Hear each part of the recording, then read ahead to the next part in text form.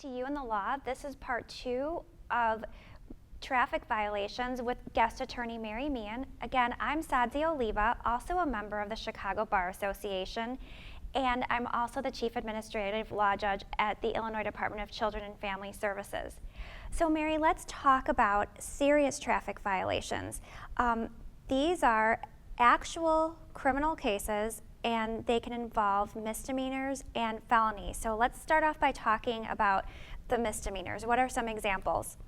Some examples of misdemeanor traffic violations would be reckless driving, fleeing and eluding a police officer, that's not pulling over and refusing to heed to the police officer's signal.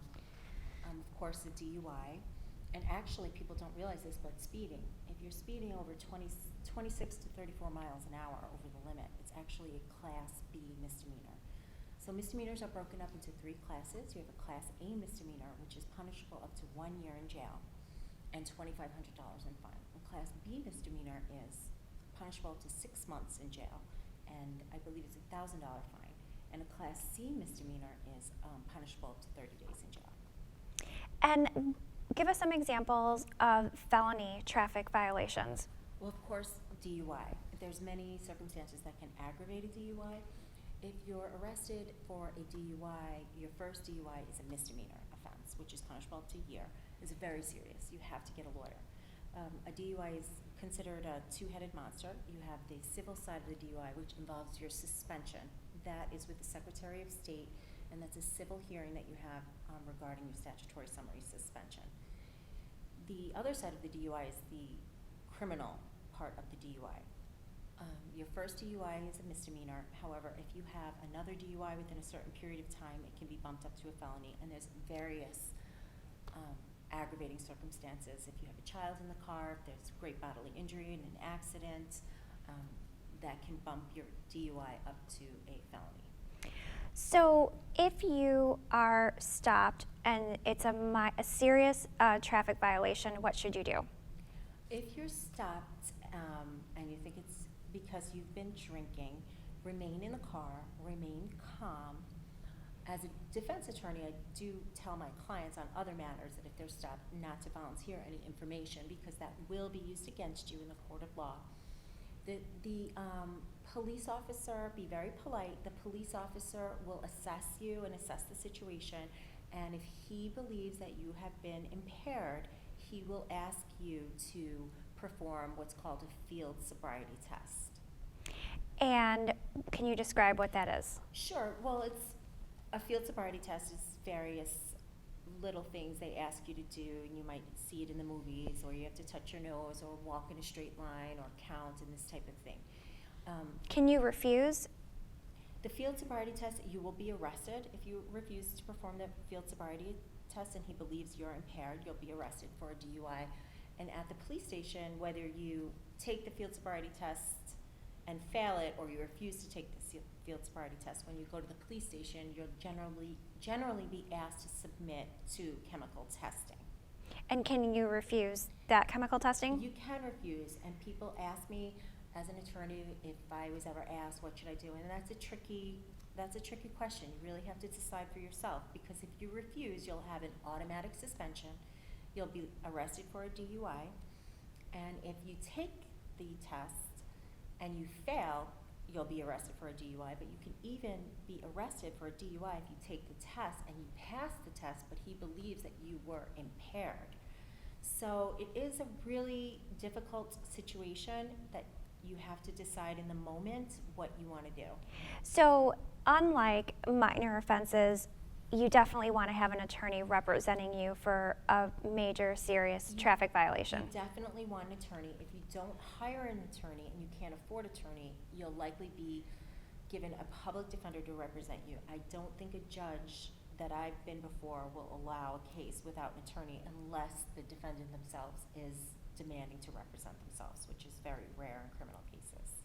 So you mentioned that your driver's license affected, and that is a case that's pending along with your criminal case. Could you describe that matter before the Secretary of State's office? Yes. So your driver's license is suspended, and it's called a statutory summary suspension. And generally, you have the right for a hearing to rescind that, to reinstate your privileges while you're waiting the outcome of your criminal case.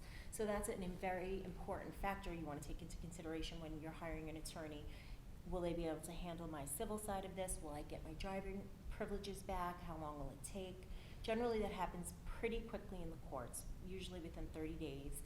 You're given a hearing date, and the officer is put on the stand, just like in the criminal side of it, to see what the circumstances were of the arrest and if the judge should reinstate your driving privileges. If you're not reinstated your driving privileges, you may have the right, especially if it's your first time getting a DUI, to have a device in your car that allows you to drive. Now, you mentioned in part 1 what happens if you fail to appear on your court date for a petty offense. What happens if you fail to appear in court on one of these more serious offenses? On these serious offenses, if you do not appear, an arrest warrant will be issued. You will be arrested. Eventually, if you're pulled over again, you'll be arrested, or if something else happens and your background is run by a police officer, there will be a warrant for your arrest. It's very important to take it seriously.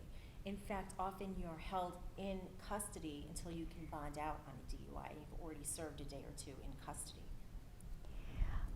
What would give a police officer a reason to search your car during a traffic stop involving a serious violation? Right, so if you're stopped, whether it's for a DUI or a traffic violation, just running a red light or speeding, people generally think, well, the officer can't search my car because they believe we have these Fourth Amendment rights, which we do, especially when searching a person or a home.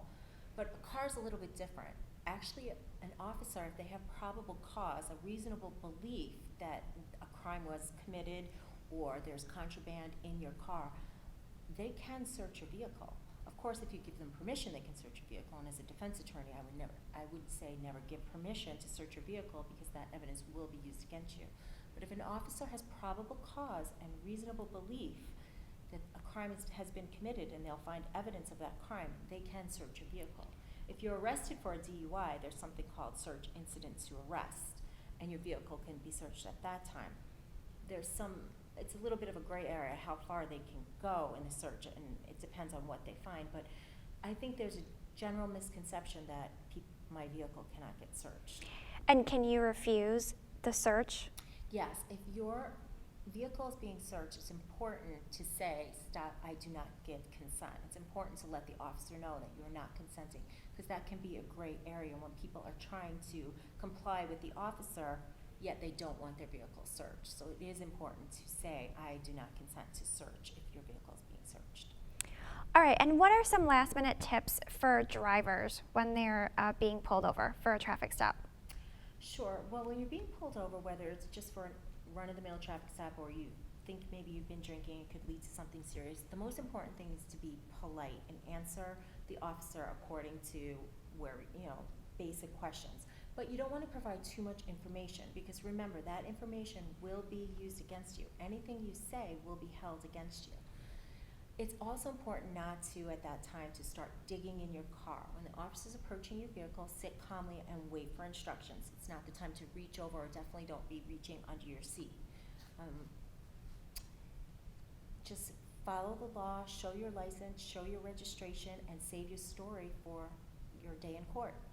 Great, well, thanks for those tips, and thanks for talking to us about traffic violations. That concludes part 2 of our You and the Law program, hosted by the Chicago Bar Association. A big thank you to our guest, Mary Meehan, for a very informative overview of traffic matters. And again, I'm Sadzi Oliva, and I'd like to thank our viewers for tuning in to You and the Law, hosted by the Chicago Bar Association. Thanks.